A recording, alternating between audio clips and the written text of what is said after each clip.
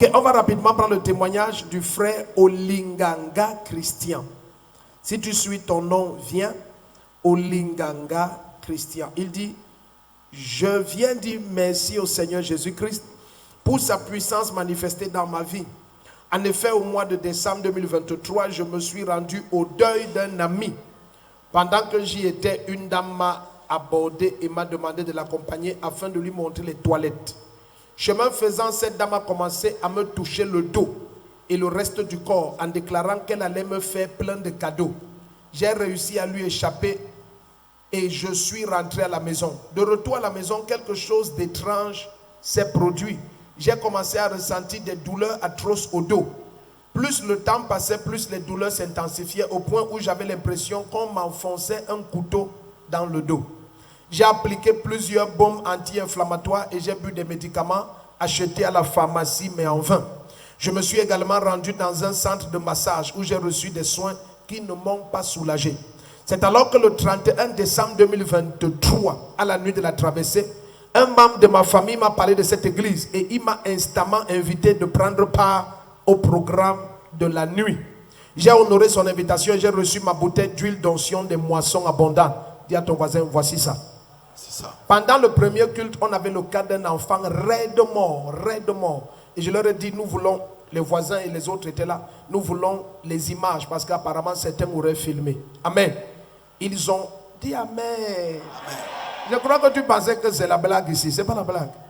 Et ils ont embaumé le corps, forcé la dentition, versé une goutte et la fillette s'est mise à vomir des substances étranges. Elle s'est levée et ils étaient là avec elle. Le premier qui dit Amen, ta vie change. Amen. Après avoir pris l'huile d'onction des moissons abondantes de retour à la maison, il dit, j'ai vidé toute la bouteille sur mon dos et sur mon corps.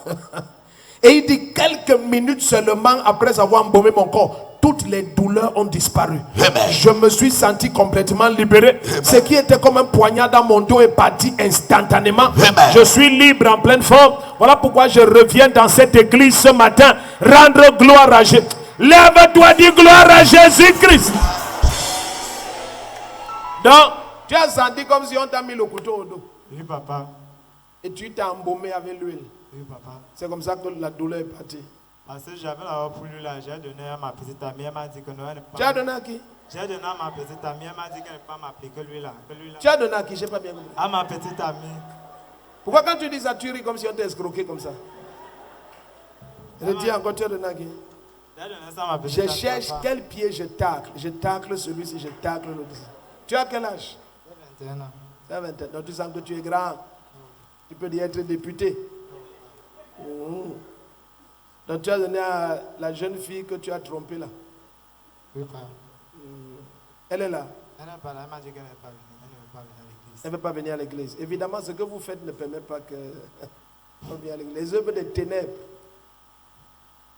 Maintenant, là où Jésus t'a sauvé de ce qu'on avait mis dans ton dos, et maintenant tu as dit à les petites amies, tu veux que ça revienne? Hein? Non. Comment tu sentais la douleur là? Papa, il sentait comme si mon dos était abattu. Tu sais que le péché peut ramener pire que ça. Oui, papa. Ah, tu sais? C'est ça comme ça. Et tu es toujours dedans? Non. Ah, tu n'es plus dedans? Oui, papa. Donc, une maman t'a dit que tu l'accompagnes aux toilettes? Oui, papa, c'est ce qui s'était passé à la veille. C'est ce qui s'est passé à la veille? Oui, papa. Au funérailles? Non, on l'a veillé même. Elle a veillé au deuil? De mon ami. Le deuil de ton ami? Oui, papa. Elle a touché ton dos comme ça? Oui, papa. C'était fini?